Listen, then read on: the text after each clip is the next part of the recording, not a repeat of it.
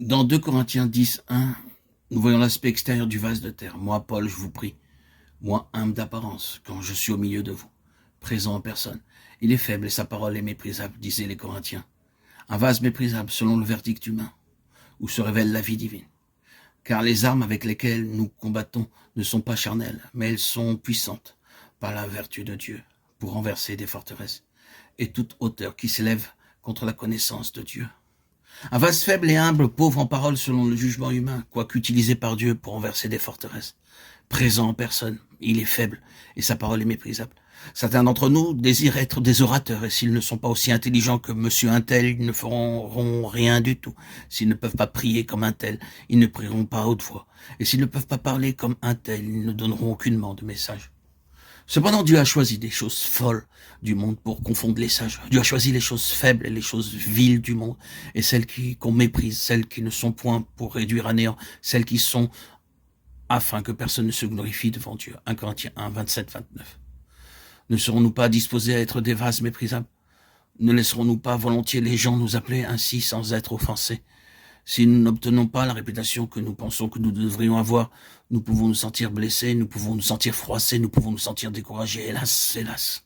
Tout ceci est possible parmi les enfants de Dieu. Et si toutefois il y a en nous quelque chose de beau, c'est nous qui en avons le crédit et non pas Dieu.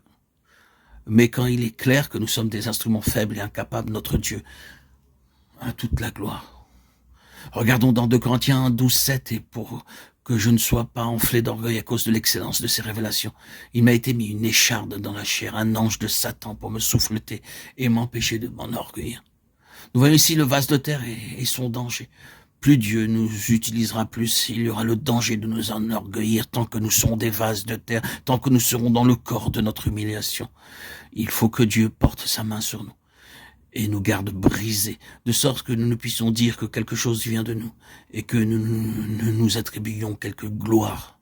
Le Seigneur peut se servir de chacun de nous pour être des canaux de vie en faveur d'un grand nombre d'âmes, plus que nous pouvons le concevoir. Mais serait-il prudent pour lui de nous utiliser ainsi, sans une œuvre de brisement?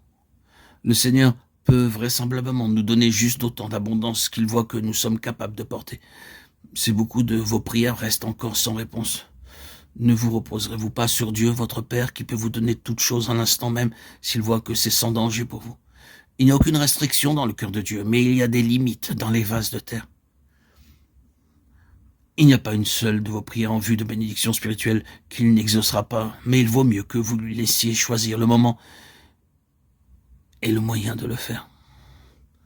Nous avons ce trésor dans des vases de terre afin que cette puissance supérieure qui accomplit l'œuvre soit attribuée à Dieu et non pas à nous.